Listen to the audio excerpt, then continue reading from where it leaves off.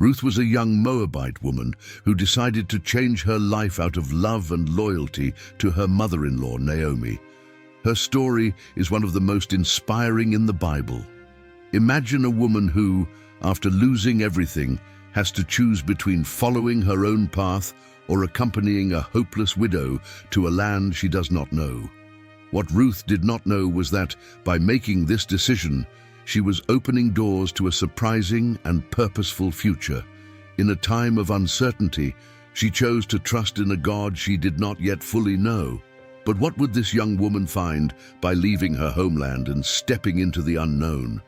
How could a foreign widow, without resources or protection, survive in a place where everything felt strange to her?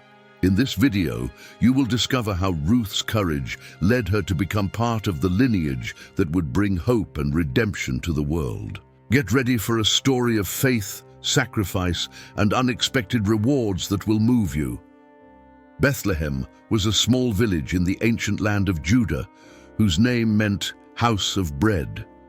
But now, ironically, there was no more bread. A severe drought had overtaken the region, bringing hunger and despair to many families. Among these families was that of Elimelech, a simple and hard-working man married to Naomi, a woman of faith and a generous heart. They had 2 sons, Mahlon and Chilion. Over time, the situation became unbearable, and Elimelech found himself forced to make a difficult decision. Looking at Naomi, sad, and at his sons' weary faces, Elimelech decided they needed to leave. Although he did not want to leave Bethlehem, the land of his ancestors, hunger made him realize that there was no other choice. "Maybe we will find a new chance in Moab," he told Naomi. And so, the family left behind the comfort of what they knew and headed into the unknown, to Moab, a foreign land with different customs and beliefs. The journey to Moab was filled with difficulties. They faced the intense heat of the desert, a lack of water, and the uncertainty of what they would find upon arrival. Naomi, though tired and worried, walked beside Elimelech, supporting his decision, though her heart felt heavy. Mahlon and Chilion, still young and full of energy, accompanied their parents but also felt homesick. Along the way, all they could do was hope that better days were ahead.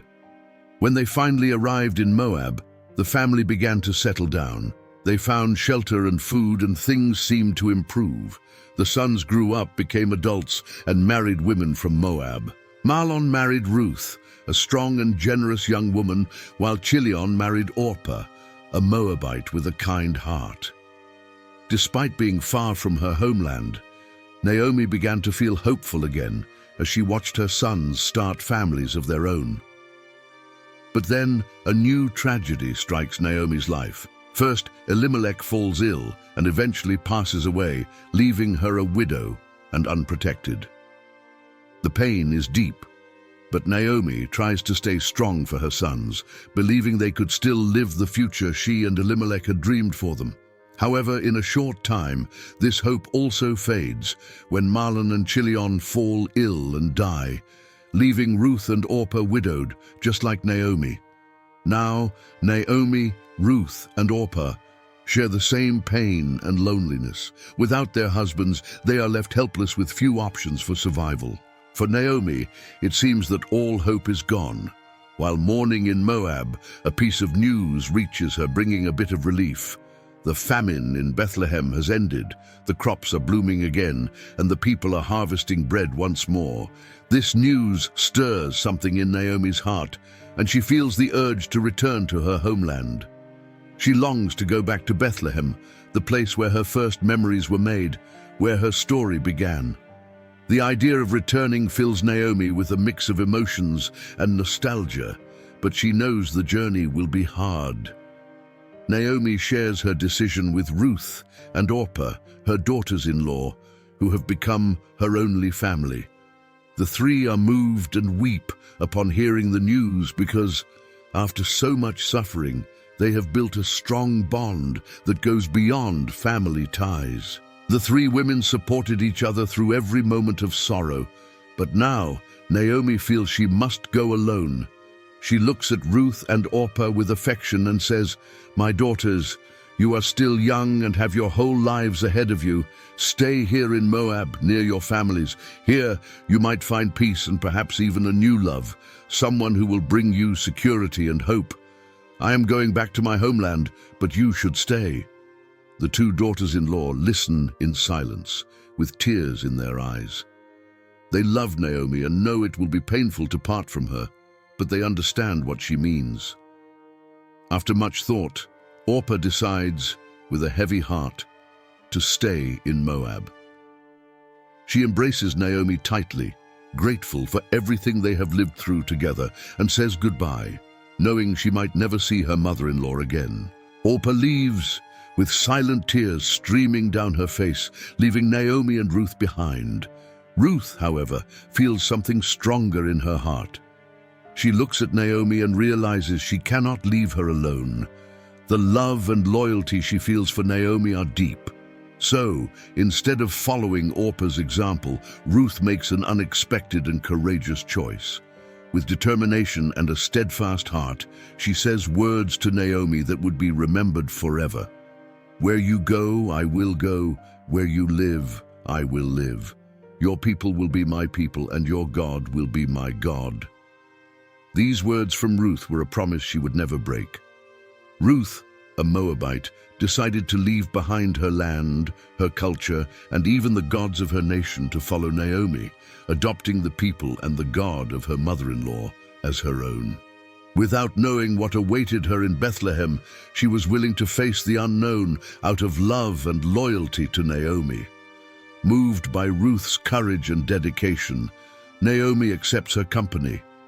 The two set out together, two widowed women, united by pain, faith, and the love that strengthened them. Upon returning to Bethlehem, the city where Naomi was born and raised, everything seemed familiar yet, at the same time, different. They arrived with little besides courage and faith that somehow they would survive. Naomi was no longer the same woman she once was, and everyone could see the sadness in her face. But Ruth, determined and full of energy, knew she needed to act to secure their livelihood. At dawn, Ruth got up determined to work. In Israel, there was an ancient law that allowed the poor to gather what was left in the fields after the main harvest. With humility, she goes to the barley fields, where the workers are already harvesting. She patiently waits until they finish their work and then begins gathering the stalks left behind.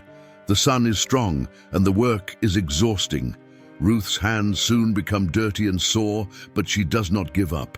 Her mind stays focused on Naomi and the promise to care for her. With each stalk she places in her basket, she feels she is one step closer to fulfilling her commitment. Without realizing it, Ruth ends up gathering in the field of Boaz, a respected and generous man, a relative of Elimelech, Naomi's late husband. Boaz is known for his justice and kindness. When he arrives at the field and sees a young foreigner gathering with the poor, he asks the workers, "Who is this young woman?" The reapers explain that she is Ruth, the Moabite, who came with Naomi. They tell him how she asked for permission to gather the stalks and has worked tirelessly with hardly any rest. Boaz is impressed by Ruth's dedication and courage, realizing the great sacrifice she is making to support herself and Naomi. Boaz then decides to speak with her. He approaches her kindly and smiling says to Ruth, "Listen, my daughter, do not go to another field. Stay here with my servants, stay close to my workers, and where they are, you may gather safely." Boaz also instructs his employees to ensure Ruth has a safe place and does not need to fear being mistreated or driven away. Ruth is surprised by Boaz's kindness. Grateful, she bows and asks, "Why are you being so kind to me, a foreigner?" Boaz, with a kind look, replies, "I know what you have done for Naomi, your mother-in-law, since the death of your husband. I know that you left your family and your homeland to live among a people you did not know. May the Lord reward you for all you have done." Boaz's words ease Ruth's heart. His generosity and care are far more than she expected. He allows her to gather as much as she needs, and even asks the workers to leave a few extra stalks in the field so she can have a good harvest without difficulty. Ruth works even harder, and at the end of the day, she returns home with a good amount of barley. Seeing how much Ruth has brought, Naomi is moved and asks where she gathered. When Ruth mentions Boaz's name, Naomi senses something special about it. She explains to Ruth that Boaz is a redeemer of the family, someone who has the right and the opportunity to protect the family line of Elimelech. Boaz's kindness not only provided sustenance for Ruth and Naomi, but also brought new hope for their future. Time passed, and Naomi observed every gesture and word Boaz directed toward Ruth. Knowing Israel's traditions well, she understood the role of the Redeemer, a close relative who could help restore a struggling family's inheritance. Since Boaz was a relative of Elimelech, he could be that Redeemer, but he would need to act according to an ancient tradition. So, Naomi calls Ruth and explains a plan to her. "My daughter," she says, "Boaz is a good, generous, and just man. He has been kind to you and me, but I believe he can be more than a friend. He is our Redeemer. I want you to go to him tonight, where he sleeps after the harvest. Lie down at his feet. It is a gesture of humility and respect, a request for him to protect us and preserve our family." Ruth listens carefully to Naomi's instructions. Although her heart beats faster with the importance of this act, she trusts her mother-in-law's wisdom and Israel's traditions. As night falls, as silent as the breeze passing through the fields, Ruth goes to the place where Boaz and the other workers rest after the day's work. Waiting until everyone falls asleep, she approaches carefully and lies quietly at Boaz's feet. During the night, Boaz wakes up and notices someone there. Surprised, he asks, "Who is there?" With a soft and respectful voice, Ruth replies, "It is I, Ruth, your servant. Spread your cloak over me, for you are the Redeemer of our family." This request was a symbol of protection and commitment. By asking him to cover her with his cloak, Ruth was asking him to take on the responsibility of caring for her and Naomi, restoring the inheritance of Elimelech's family. Boaz, moved by Ruth's courage and dignity, responds gently, "May the Lord bless you, my daughter. Your kindness toward Naomi and now toward me is admirable. I will do everything in my power to fulfill this role, for the whole town knows that you are a woman of worth." However, Boaz explains there is one detail. There is another relative closer to Elimelech who would have the first right to be the Redeemer.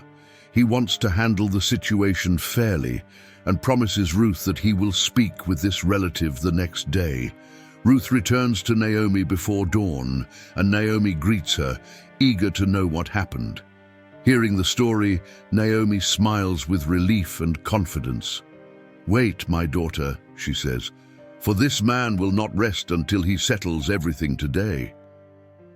Boaz keeps his word and, with respect and determination, takes the necessary steps to resolve the situation. He wants to honor his commitment and protect Ruth and Naomi by taking on the role of Redeemer for Elimelech's family, but he does so with justice and integrity.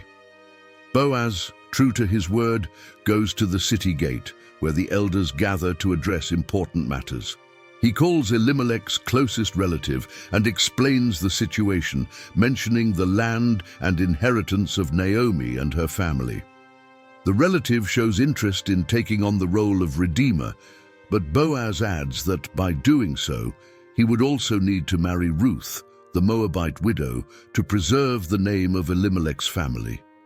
Hearing this, the relative realizes it could complicate his own inheritance, and without hesitation, he relinquishes the right of redemption to Boaz. In front of the witnesses present, he removes his sandal, a symbol of agreement in those days, and gives it to Boaz, confirming that Boaz now has the right and responsibility to care for Elimelech's family inheritance. With great joy and gratitude, Boaz accepts this responsibility. He marries Ruth, bringing new hope to her and to Naomi, who now looks to the future with hope. This marriage is not just a union between two people, but the restoration of a family and a new opportunity to maintain Elimelech's legacy. In a short time, Ruth and Boaz are blessed with a son named Obed. Naomi, who knew the pain of loss and loneliness, now experiences the joy of being a grandmother. She holds Obed in her arms with tears of happiness, seeing how God's kindness has revealed itself in an unexpected and wonderful way. The women of Bethlehem celebrate with Naomi, saying, "Praise the Lord, who has not left you without a redeemer today. May his name be famous in Israel." Obed grows up in a home full of love and faith, learning from Boaz and Ruth about loyalty, compassion, and faithfulness to God. This boy, the son of a Moabite mother and a just Israelite father, carries a special purpose. Obed becomes the father of Jesse, and Jesse in turn is the father of David, who would become the greatest king of Israel, a man after God's own heart. But the story does not end there. From David's lineage, many years later, would be born the one who would be called the King of Kings, the Savior of the world, Jesus Christ.